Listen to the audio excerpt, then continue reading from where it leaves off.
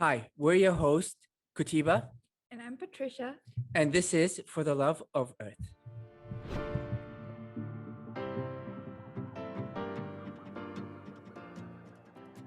Did you ever catch yourself reading the news and seeing extreme weather and climate change threatening life as we know it? What would that do to us? To the food we eat and the farmers that grow them? How can we sustain our planet without sacrificing our comfort? Well, I don't have the answers. But our guest today has delved deep into providing answers to farmers, stakeholders, and policymakers. You'll hear a bit about how she does it and a bit about the person behind the science and her vision to, in her own words, empower others to become climate activists in their own way. So here with us today is Andrea Catalina Fajardo.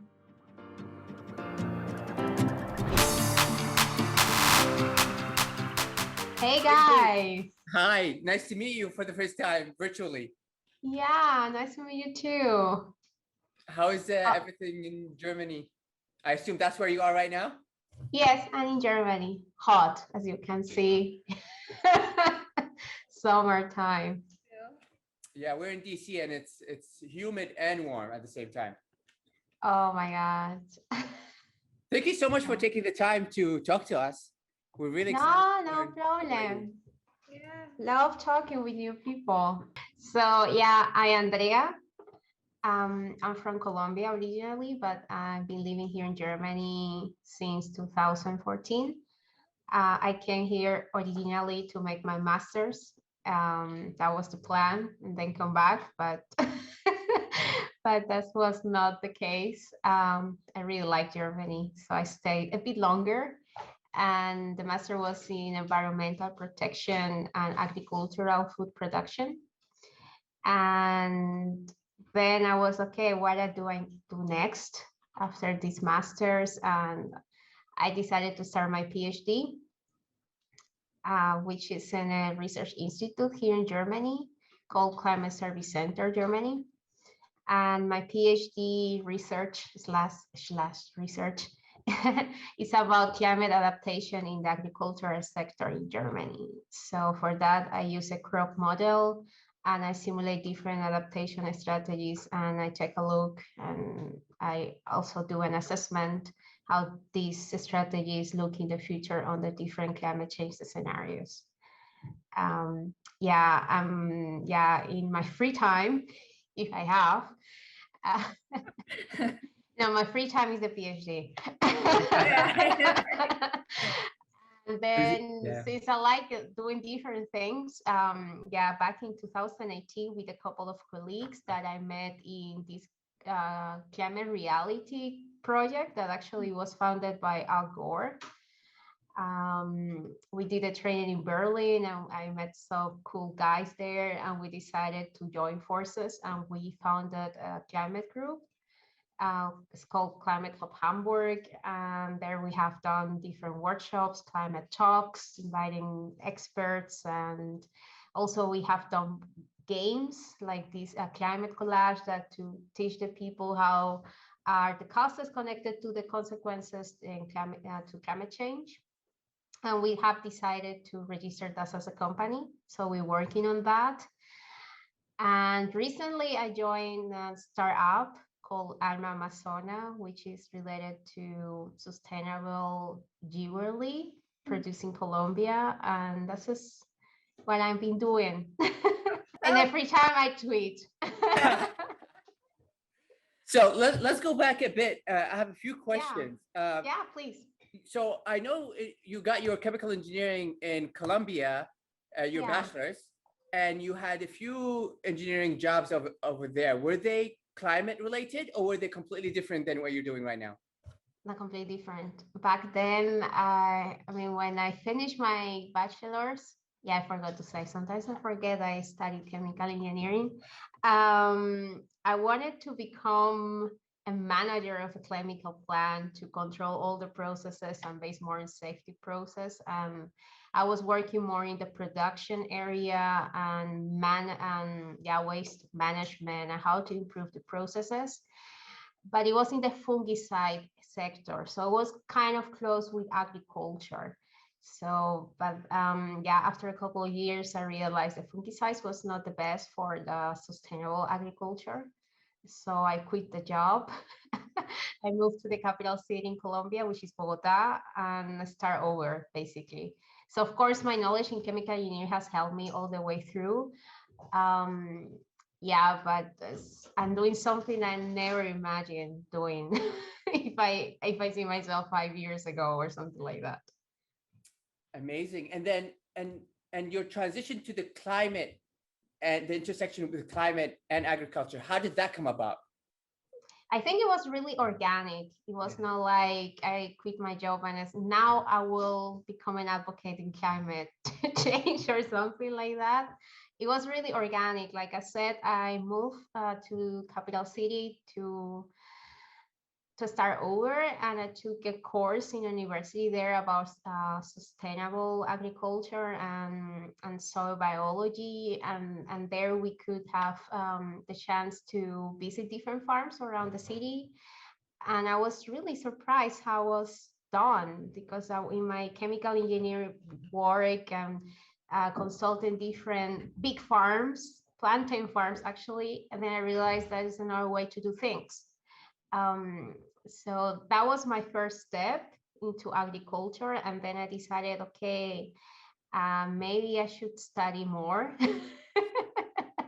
Chemical engineer is not enough to do this kind of job. I mean, I also work in NGOs and I work with rural communities there in environmental projects. So it was going through the path of sustainability, environmental protection.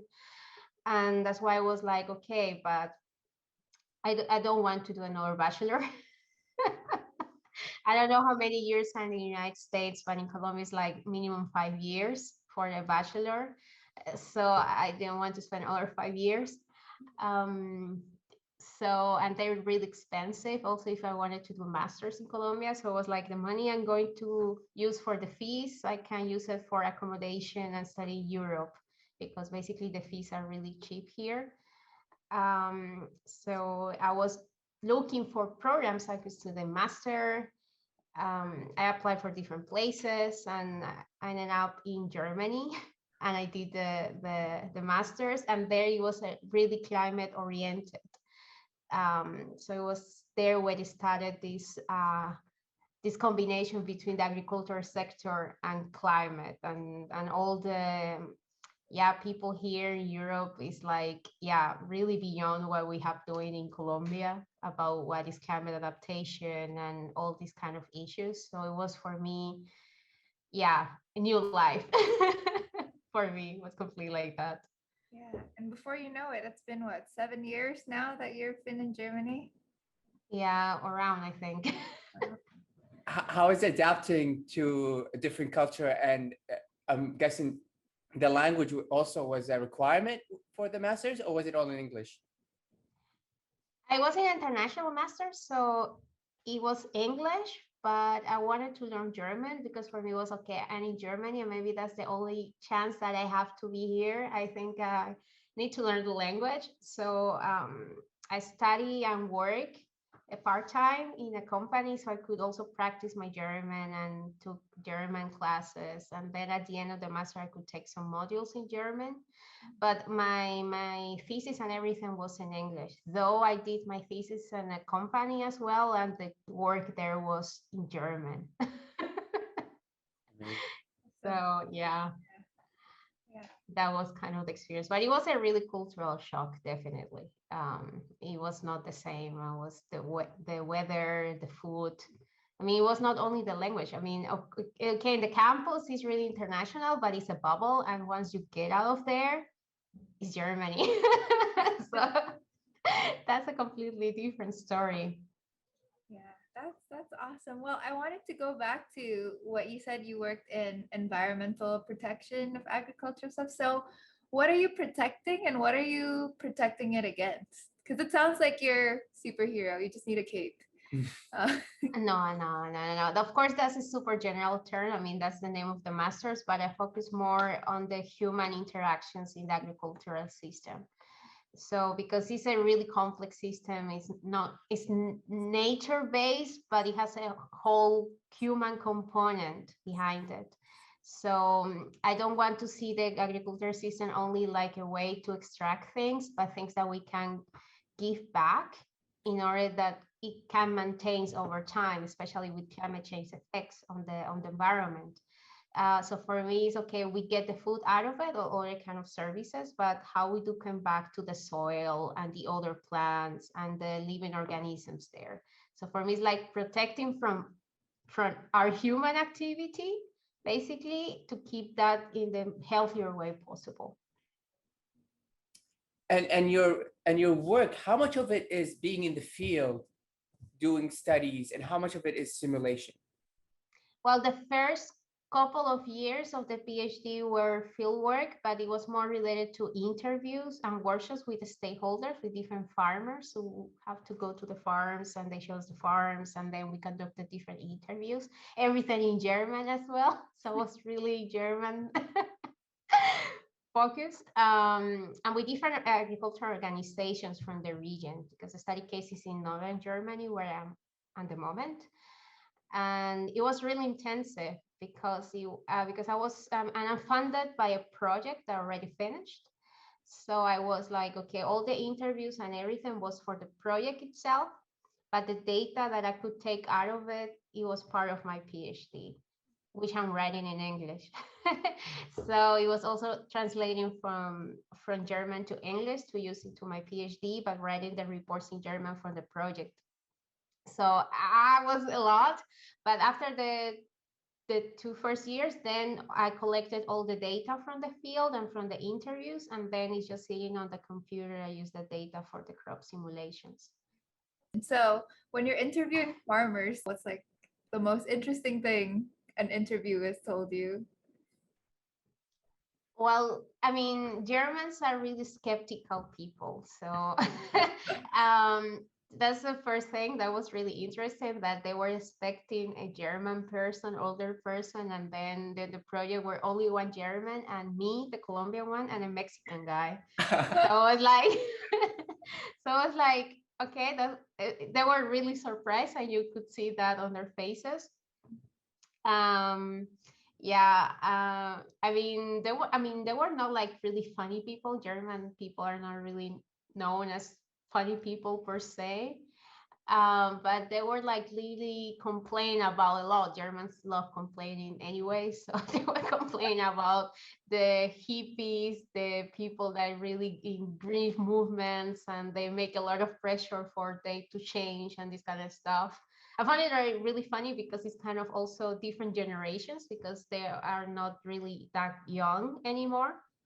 So, and this movement of Fridays for Future that was really in that moment, they were like talking about that. That was, I mean, that was not kind of the data that I needed, but of course, before you start the interview, yeah, you have to hear a lot of things before you can ask the questions that you actually need.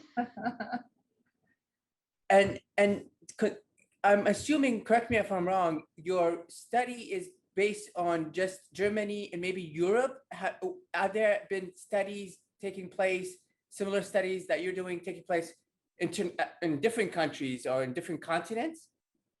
Well, the project is based only on Germany because the money comes from German government. So it's basically how it works. And we were really restricted to the area that we could go. So it was like German money, but from the northern part. So then you're really restricted which kind of farms you can visit, because North Germany, yeah, has a lot of farms, but most of the farms are actually in the eastern part of Germany.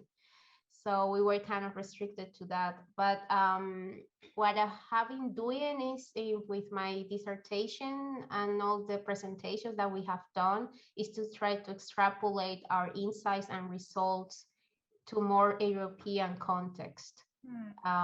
So they can, yeah, use them somehow and not try to make it. I mean, we did it really specific for the farmers and the stakeholders that we interviewed directly. But the insights in more general, we did it more into a European context. So what's the main crop there? Well, the main crops here that I'm looking at are wheat, corn, sugar beet, and potato. I mean, don't expect tropical things here. I mean, I did some simulations with soybeans because in Germany has been used, but only so far in the southern part. The projection says, and we're experiencing now, that it's going to be warmer here in North Germany, so it will be possible to plant soybeans. That helps also with nitrogen fixation of the soil, that helps the plants to grow and improve the soil conditions. So I also simulate those things on the crops model. And also have the opportunity to talk with the farmers also if they would be interested in planting soybeans here in North Germany. Some of them, they were skeptical as always, especially coming from me, like, yeah, soybeans, whatever. Others were really interested, and they also had tried on their own field some soybean tests.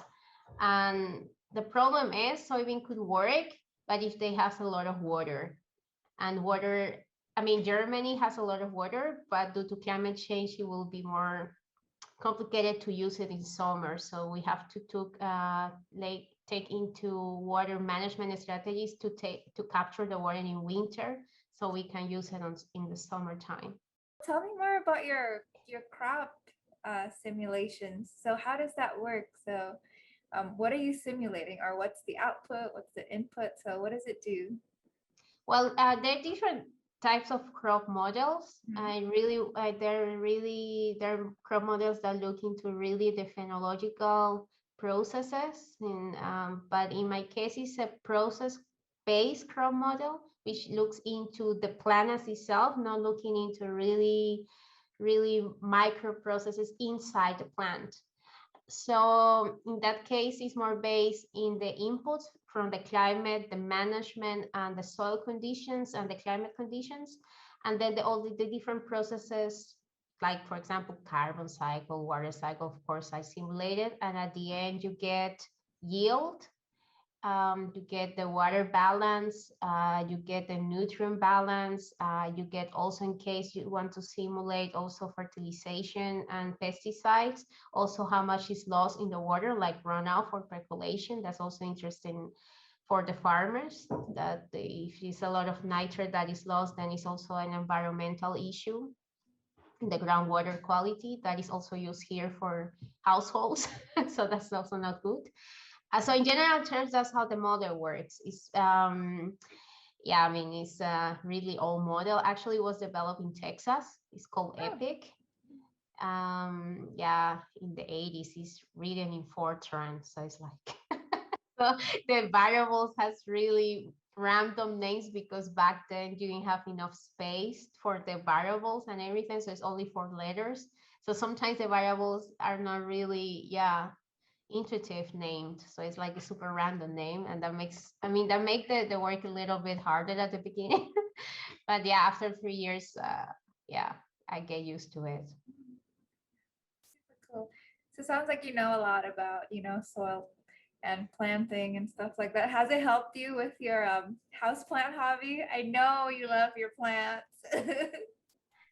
Yeah, I mean, it's not like I'm going to use my crop model to simulate how much water I'm going to use for my plants at home. But to make, I mean, it's more this kind of thinking. I mean, before for me were plants and that's it.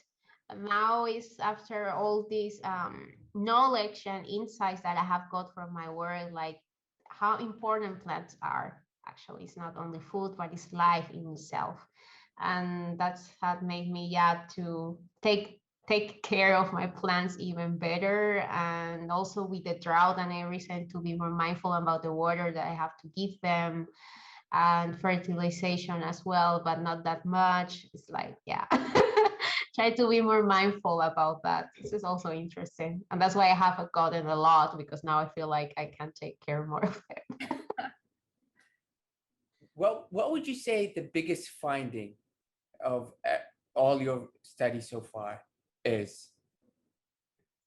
That we have to focus more on mitigation than adaptation itself. because nowadays we focus more on the technologies to try to keep out our way of living without sacrificing our privileges and yeah, of comfort zone, so to say. And with my study is, okay, I have applied different crop calendars, meaning when I plant the crops and when I harvest the crops, also different irrigations amount and scheduling as well. And it doesn't matter how much I do as a farmer, because climate change is going to come and the plants are going to be, due to temperature, really stressed out that they cannot grow anymore. So it's not much how much water, how much I fertilize. I can also use drought resistant crops, and that could help. But if I could mitigate that these high temperatures will come, then of course it will be easier to perform a better agriculture in the region. So I think it's not only adaptation, but we have to put it together with the mitigation strategies. I think that's really important. Yeah. And in Germany, the policymakers, are they widely accepting to the findings about these studies, or how do you see there's like hope, or there is work taking place to deal with this situation?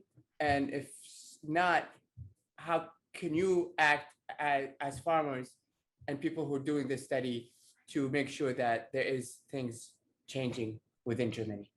Yeah, it's really complicated because there is this, you have the policy level and you can give these results, but there's no direct communication with the farmers. You have these, at least in Germany, you have these, yeah, middleman organizations, so to say, that make this bridge between farmers and policymakers and government. But there's still there's still some miscommunications there, because the policies that are still are made, not only in Germany, but in the European level, EU, are based more on restricting the farmers to do things, and they only invest in things that they don't have the money for. I mean, for example, I'm talking about this water capture for the winter. This is an investment that the farmers have to do. Who's going to pay for that? Because here people still want to have cheaper food. And then, I mean, there's more people are willing to pay more, but that's not the majority of people here in Germany that are willing to pay more for the food. So who is going to pay for that? And they make more restrictions to, for example, pesticides. I mean, to do this transition to conventional to organic agriculture. But for example, for wheat and corn, that doesn't make that much sense because they're so cheap that organic agriculture makes more sense for other kind of products, like fruits, for example. People can pay more for fruits. So, and the policy level is like, okay, the focus is organic agriculture and reduction of pollution, which is really important. But the climate policy are not still there. So it's really complicated. And for me, because I can tell you, when we finished the project, we did a workshop with some of these middleman organizations. Farmers were not there. And I had the chance to share my results. And they say, yeah, that's good, but it's too risky for the farmers because there's the economic factor there. The prices and market prices are not controlled by the farmer, but it's a global market, especially for potatoes. So they don't have control over the prices. So if the prices go down, and they're investing more, then going to lose more money. Of course, they're still really centered on the profit, and the protection of the environment, adaptation to climate comes to second place, even a third place, because there's this business and it's understandable. So this is still this mismatch between the goals of the farmers and the policymakers and the government, and making extra pressure to the farmers to produce cheap food, good quality and everything, and climate friendly. But they receive some consultancy work, but it's really slow, not at the pace that the government and consumers want. And that's kind of a mismatch there. Yeah. So now how long until you believe you'll be graduating, and how do you see your future? A tricky question. So I'm at the final stage. Okay. So I'm planning to submit between October and November this year. Ooh. Yeah. Get it? It's doable, yeah. I mean, I'm writing a cumulative. I don't know if that's also the name in United States, like per papers, not a monography or a whole thesis. Right. And the regulation here in university, when where I'm doing the PhD, basically, they changed the regulation, and now you can submit your thesis without having the papers published in a journal, which is a good relief, because before you had to have 2 out of 3 published. Wow. But yeah, that's not doable in 3 years. I mean, you haven't started like 3 years before you enroll in a PhD to make that, you know, or to continue the master and the same topic in the PhD. Otherwise, I don't know how it was doable in 3 years. That's impossible. So my plan is to submit without the papers published, but in a condition that I can submit them. That is the compromise I did with my supervisor at university. He's not like super thrilled about it, but I don't care. he's not paying me, so I hope he doesn't hear this. Yeah, so what's a compromise we did, and afterwards, I mean, I think Patricia knows that my plan is not staying in academia. I think I made that really clear on my tweets. He also followed me on Twitter, so maybe he already knows. So like I said, with the Climate Hub Hamburg, we plan that to make it as a company, and with the other startup as well, to go to this entrepreneur way. But I'm really into science communication. I mean, I like science per se. I just don't like the whole academic system. That's my problem with. So I would like to become like doing different things. I love doing different things. So I can imagine myself doing kind of independent research or something like that. At the moment, I'm also looking for jobs that it could be interesting, but for me, it's not academia is out of the picture. No. Do you think you're gonna stay in the same field, or do you think you're gonna venture out to more science communication? And are you staying in Germany? Are you thinking about moving elsewhere? Are you? No, I'm staying in Germany. I live with my partner at the moment. We're going to move soon, and we have the cat. We have Zeus. So, so the plan is, yeah, my plan is to stay in Germany.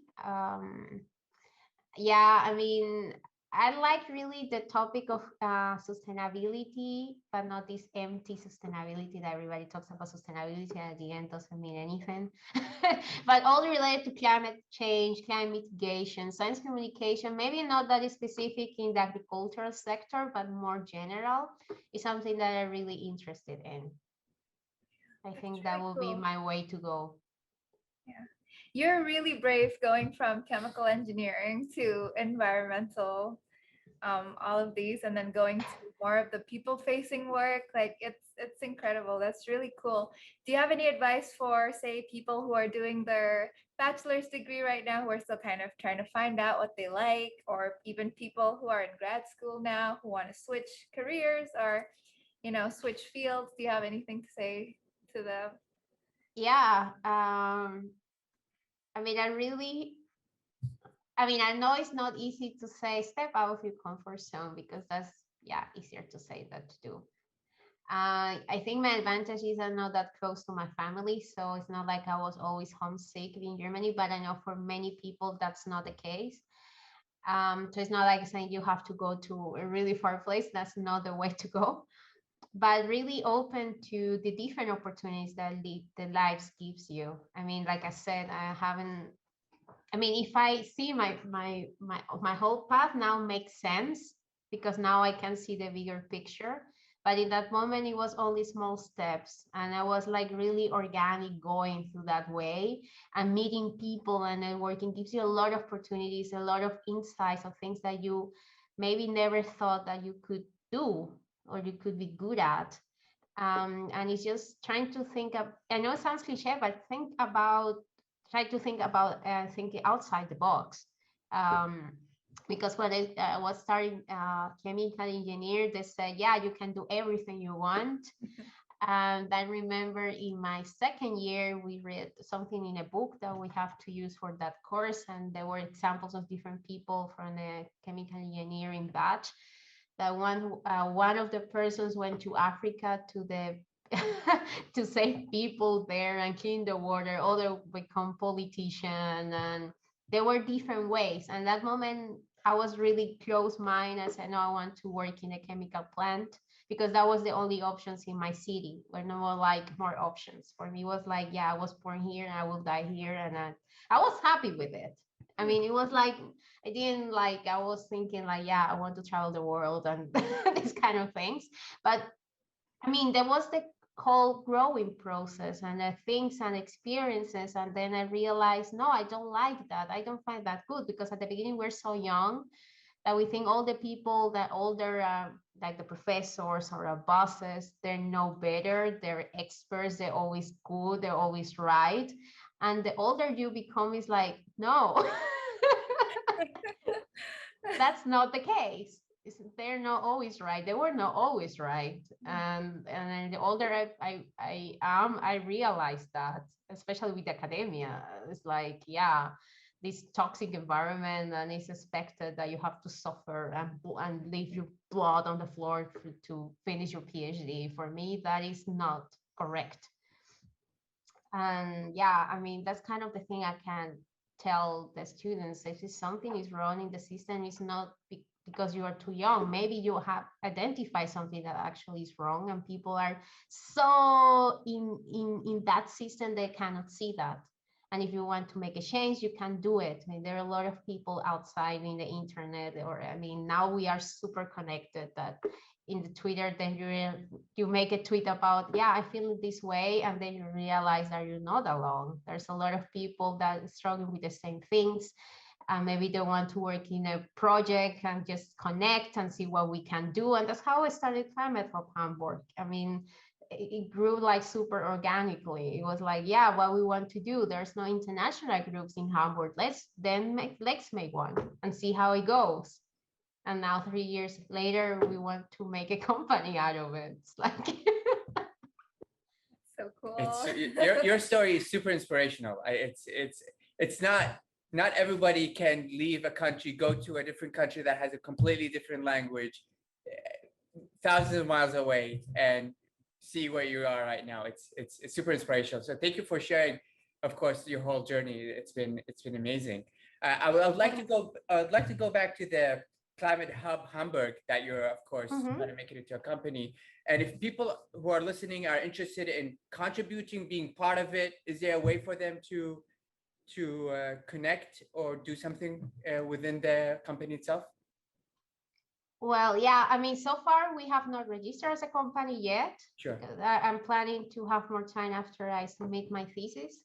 Yeah, I mean, we have always looked for people to collaborate, and also in our long-term dreams, we want to create other climate hubs in other areas. And yeah, I mean, we look always for people that wants to write for us in our blog, in our website, or do our social media, because at the moment we are only 4 people. Yeah, and we have done this so far on the side because it was really voluntary basis. So in the 3 years, we have some people that have helped us also with the events. And due to Corona, we have had only online meetings and workshops. That was also good because we could reach other people outside Hamburg and Germany. So we always open to collaborate with other organizations, other people. If they want to look at our website or anything, or contact me or contact other the colleagues, we also open to that, because that's part of our vision, to empower other people to become climate activists in their own way. So it's part of our DNA, definitely. Yeah, so how is your involvement with Climate Reality Project? He's actually in it too. He just finished his training. Exactly, yeah. A few months ago. Yeah, you can do also your climate hub there. Yeah. For example. Yeah, I need to learn from you, see how to do it. Yeah, I mean, climate, it was funny. Yeah, here's the Climate Reality Europe. So we have collaborated a bit with them in some trainings and in some events, online setting as well. They also support us in a project that we did really at the beginning of Climate Hub that we in that training, I don't know how it was for you, but in that training was a guy from a little village in Germany that were going to be basically wiped out because of the coal industry.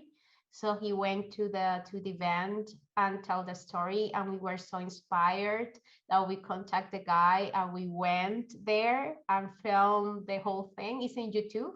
It's in German, but it's subtitled. We did the effort to make subtitles in English, Spanish, and our languages. Can share that with you as well. It's called Inside Kayenbach, is the name of the village there. And some of the money was provided by the Climate Reality Project. So also a lot of contacts. I mean, they're really open to do for us to do things. That was kind of the thing to become a climate reality leader, to do exactly these kind of things. And that's why they're really supporting. It's not like they have a lot of money, but they try to support as much as they can. Because they also, I think, at least here in Europe, there's also non-profit and they don't make money out of it. So it's not like they have a lot of money to just give to everyone that want to go to little villages in Germany and do video recordings and kind of the documentary as we did. It's a really nice network, definitely. Yeah.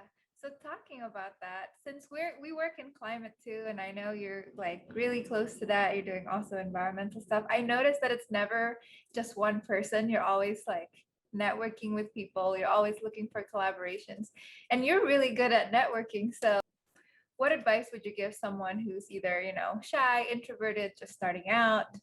Because it's intimidating. Yeah, definitely. I used to be shy. Don't get me wrong.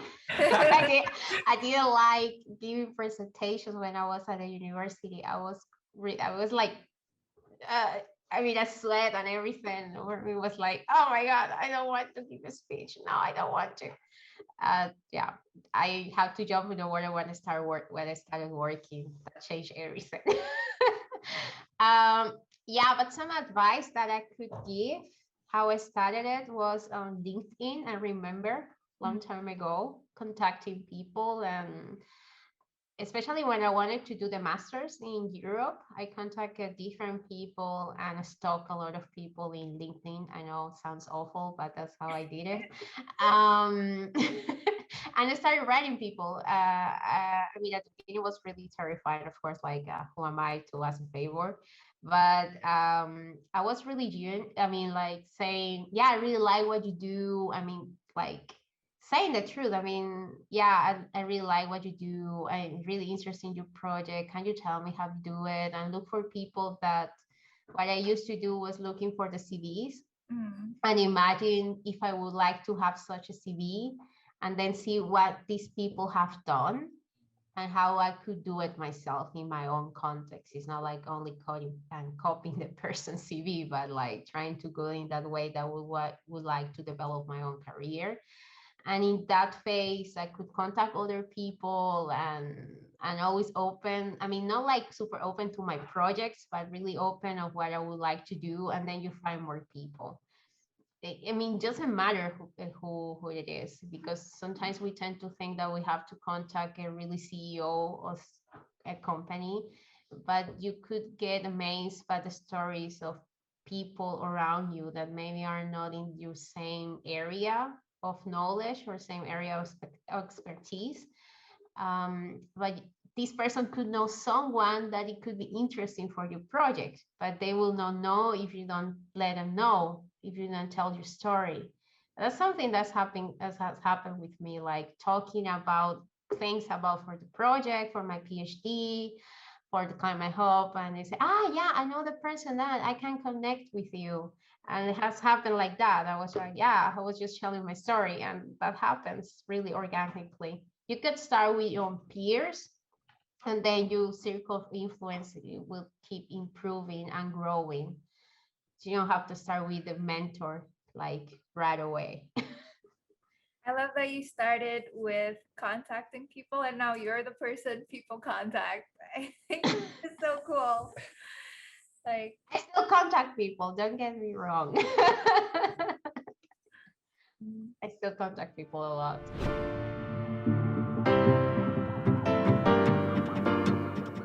From Colombia to Germany, from engineering to crop models, to taking the plunge, getting out of your comfort zone, and being a community leader.